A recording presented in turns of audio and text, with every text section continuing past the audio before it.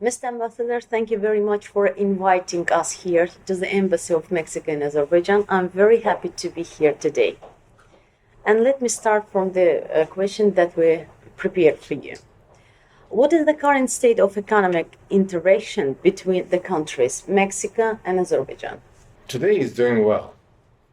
Not as much as we wanted to, but it's doing well. And let me try to explain why. The trade between both countries, and I will be able to show you a graph in a few minutes, has increased very much ever since the embassy opened here in Azerbaijan. You will see in the graph that there's a spike in 2008, 2010. That's when the Azerbaijani embassy opened in Mexico. And the same thing, then it went up the spike, it came down, and it steadily kept on growing little by little. But when the embassy of Mexico opened here in Baku, the spike it's clearly visible. It goes up, it comes down a little due to the economic woes that went through Azerbaijan between 15 and 16 basically. And after that, it simply just soared once again. So in 2019, the record was accomplished, and it reached 52 million point four. And I want to stress that again. The annual average trade between Mexico and Azerbaijan between 1992 and 2014, that's 22 years, the annual average was only 2.2 million. Then the embassy opened, and ever since, that has risen to the point that in 2019 it reached the record of 52.4. So that's an increase of almost 25%, 25 times, sorry. And in 2020, the trade began very, very strong. In the first month, according to statistics Azerbaijan, trade between Mexico and Azerbaijan reached 9 point something million. So we were thinking, wait, maybe we can even reach 110 or 120 million dollars, which would be astonishing, but it's very likely because of the similarity of the way that both countries are able to interact between themselves. January was very strong, February was also very strong, but then it started with March with the pandemia, and that's when it started dwindling a little. And so I want to stress the following: even in spite of COVID, trade between Mexico and Azerbaijan has improved. It reached $50.1 million last year, which means, and I don't have the graph right now, but I'll be able to show it, it just sort of went like this onto 2019, and then in 2020, it just went down a little. But a little, it's way beyond the levels of previous years, which shows, I believe that shows sort of the base now, the new basic, the new ground for bilateral trade. And that is because in spite of the difficulties associated with COVID, the non-possibility of traveling abroad, of meeting people, promoting your product the same way, we were unable last year to bring another delegation of Mexican businessmen and Mexican entrepreneurs, people wanting to present their own product. And in spite of that, still, trade went up to 50.1. That in itself is very good. It shows that pandemia did have an effect, but it almost reached what was the record attained from the previous year, in 2019. So that shows that it's really going pretty well. And in that respect, there are some products that last year, even in 2020, really showed the potential, the large economic potential that both countries have, at least in these trade matters. One item is pipes from the oil industry here in Azerbaijan. I'm pretty sure you don't remember, because I'm sure I told you, but it's good to know that previous interview. Yes, I told you that between 9 to 13% of oil pipes for the oil industry that are coming into Azerbaijan in the 40 centimeter diameters, 9 to 11% come from Mexico. That in itself is an astounding number, and I say that because Azerbaijan and Mexico are over 12,600 kilometers away, and still pipes are coming from Mexico to the Azerbaijani industry. But there are other issues, and one of them is vehicles. As you may know, you remember, Mexico produces almost 5 million cars per year. 5 million cars per year. Out of those, in 2016, Azerbaijan imported only 5 units, 4 years ago. In 2017, Azerbaijan imported around 127, if I'm not mistaken. Following year, it got to 250. In 2019, it got to 550, which you just keep on the number sort of doubling each year. And in 2020, in spite of COVID, in spite of the pandemic, not only did it grow, but it went from 555 to almost 1,500 to 1,500. Tripled in 1 year, in complicated year. So that really shows again the strength of the trade, bilateral relations in that sense. That in itself those are very good words, very good. And so, so that shows very good what's really going on. Dynamic, it is dynamic. It's moving forward very good. Other products are also doing well. Tequila, for example. Yeah, we were talking about it previous interview. Yeah. Tequila's been growing, and it shows the strength of the market. In 2014, that's the base point for me. Then went on to 2015, it grew. But in 2015, there was a two devaluations for the manat. It dropped. In spite of that, 2016, it still grew. And then in 2017, it did drop a little, but above the previous year. After that, it went to over 3, that's 15, 16, 17, and 18 it grew. In 19, it went over from 300,000 to 800, almost 900,000. And pandemic did affect this. And now it dropped to around 450. But still, the 450 is very important because it's still above the previous year. That is, in spite of COVID, trade, at least in tequila, is still above previous years. So that shows that there's a potential market, a very good market, in spite of difficulties such as COVID. The strength also in the vehicle numbers. In vehicles, Azerbaijan is importing vehicles between 1,500 and 3,000 cc's in the motor, and also units which in Mexico are branded so-called for tourism. Those are 12 or 15 places per vehicle, and they work well. But I believe that they're being used here in Azerbaijan not for tourism purpose, but mostly for interurban travel. That is, if you want from Baku to Sumgayet, or you take this one. So there are 12, 15 people and you can just go by and they drop people and they pick up people and they go home. So that type of vehicle. So that's going very well, I guess. In general, it's going well, even in spite of COVID. Now, with this year, what we're looking forward is to try to really improve this as much as we can. What project have you managed to implement in such a difficult period as pandemic? And let's talk about the new project in the nearest future. Very well. Last year was 2020 was a complicated year for everybody. The pandemic showed lots of things. But it's a year of mistakes. We did commit some mistakes, of course. And I guess the first mistake was to think that this was a pandemic or a disease that was going to come and just go. So basically, everybody just stopped. They were doing, and then they cared for health, which is very good. But then we didn't really quite work so well, or we need to try to accommodate ourselves. And then we thought, well, in 3 months, but then the second wave came, so maybe in 6 months. And so by the end, so last year was a year of learning, basically. What to do, what we didn't do, what we have to do. In spite of that, in 2020, we did achieve some important things because as much as COVID showed us the difficulties we need to keep social distances, we need to use face masks to carry on. It also showed us a benefit of today's life, of today's modern life. And by that I mean, we are all using screens all the time.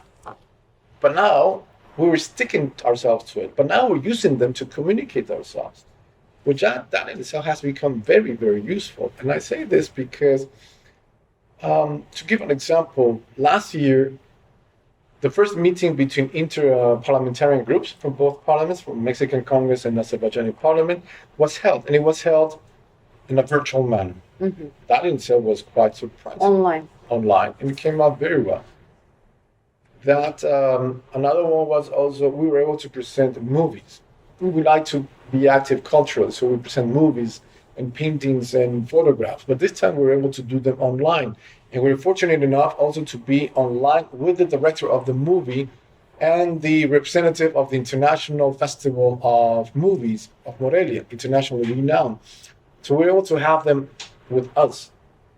And before the pandemic, we would occasionally use Zoom or Skype or something like that, but now we're using them more and more often, not only that, we're becoming more accustomed to them.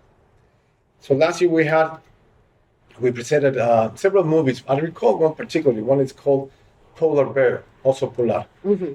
The interesting thing about that is that the movie was shot exclusively with cell phones. Mm-hmm. They shot the whole thing with a cell phone. They did everything with a cell phone, nothing else. And so we wanted to, and it was very good. It was illustrating the way the director told us what he was doing and things like that. So it came out very well. Something we didn't really plan, but you have to organize and come up with something. Beyond that, another great moment was the Mexican National Day. Of course, as you may remember, you're accustomed to having the great show, and yes, you have the flag coming in with a civilian group coming and bringing it to the ambassador, and the ambassador tries to reinstill the cry of Dolores in 1810, and we have the band and the bell and the Viva Mexico, and so all of that. We couldn't do that this year because of social distancing, of course, because we didn't know also what to do, what not to do with COVID. But thanks to that, at the same time, for the first time, we were able to present 8 Mexican artists, internationally renowned, for the same event. Mm-hmm. I would have never thought about that before COVID. But then we were able to present an orchestra. Mm-hmm. We were able to present a harp with a guitar, another piano, marimba group as well. All of them organized for the 15th and the 17th as well. So that turned out very well. And surprisingly, we were able to do it because of COVID. Mm-hmm. The other thing is, the videos we organized for the National Day were watched, have been seen by at least 450 people. That in itself is very good because for a normal reception here, a large reception, you have something like 400 people, which shows that at least for our concerts, the one we organized, we did have a backing and people came and saw them. Mm-hmm. That was very good. It was also very satisfactory. We also did something on a national basis, tried to keep up with the gender issues. It's on November 25th, but basically the 25th day of every month, the embassy would try to wear something that is orange as a remembrance, to try to remember the International Day against violence against women and girls. Mm-hmm. A way to keep that aware, and so we put it. So we have resorted also to our social networks, to Instagram, to Twitter, to Facebook, to try to give this out, to put out the Mexican culture.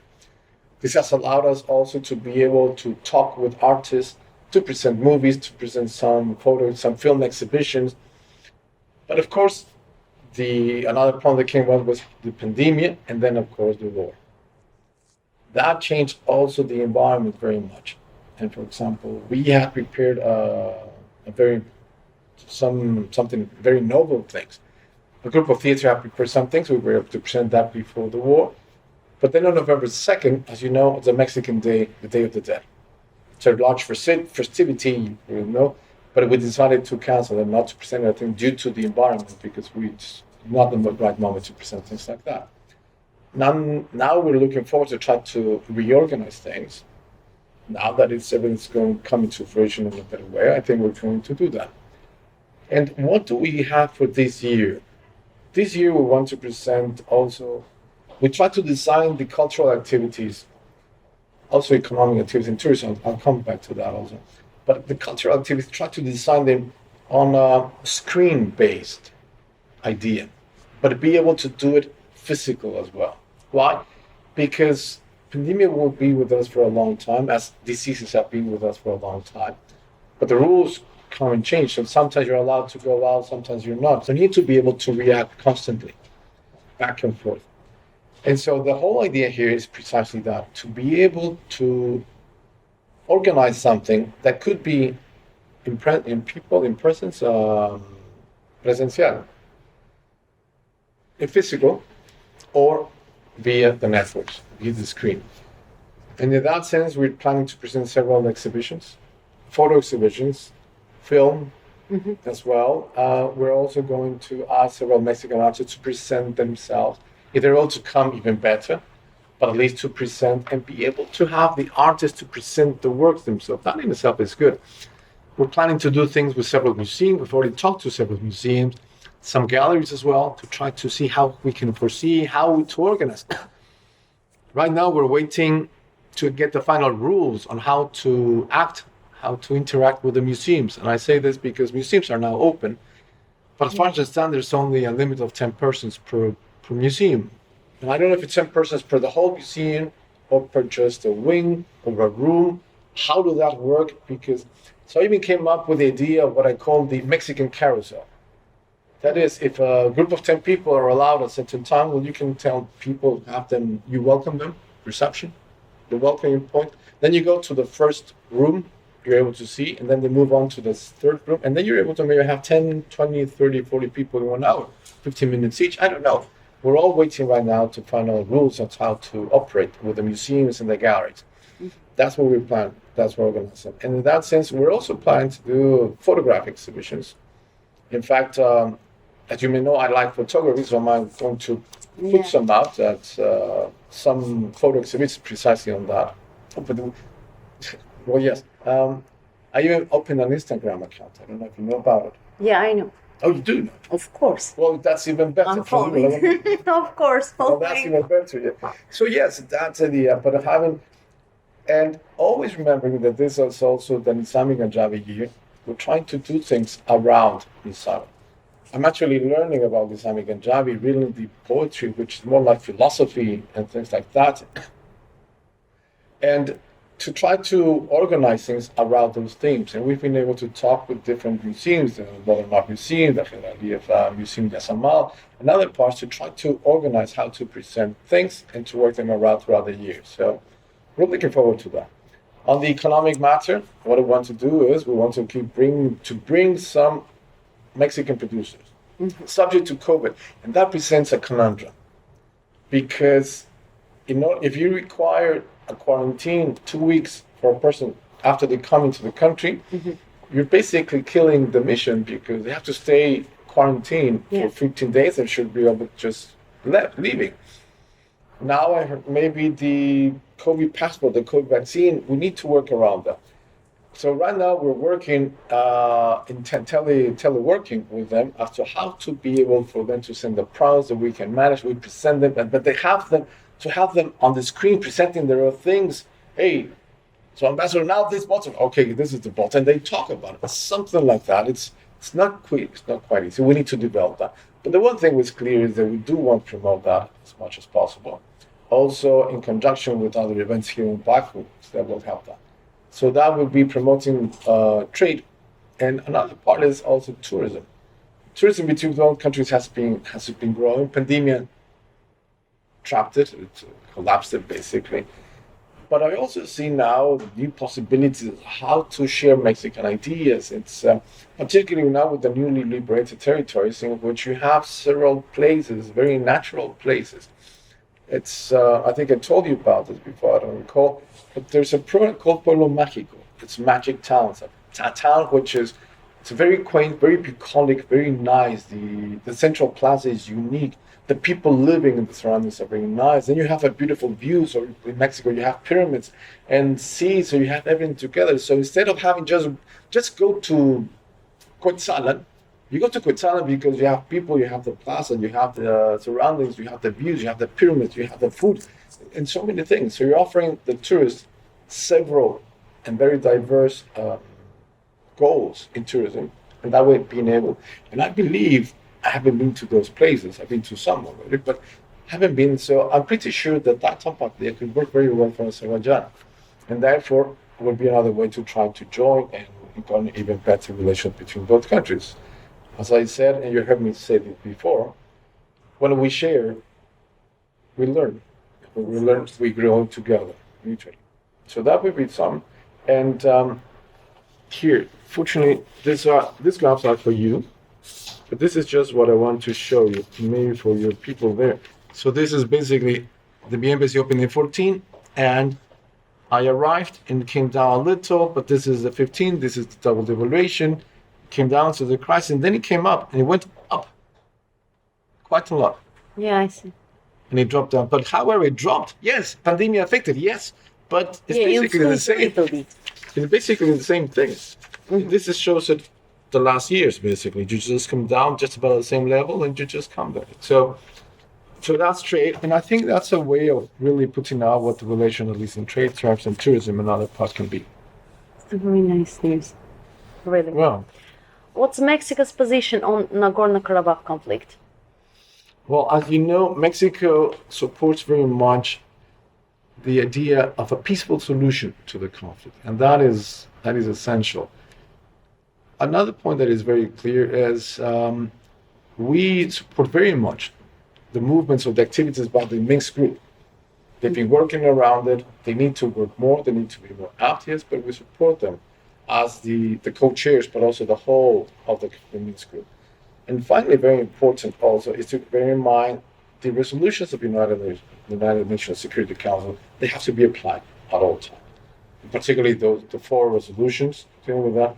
They've been partially, but the thing is just try to keep that, essentially to make sure that international law is respected and provided according to everybody. And of course, among those principles, international law that are basic is the territorial integrity. That's a must. So we're following all events very clearly, very close, and giving them as much support as we can. Let's talk about visas a little bit. Visas were going pretty well. Mm-hmm. They were doing this, just as trade was growing between both our countries, just as tourism is growing between both the countries, the visas are doing basically the same thing.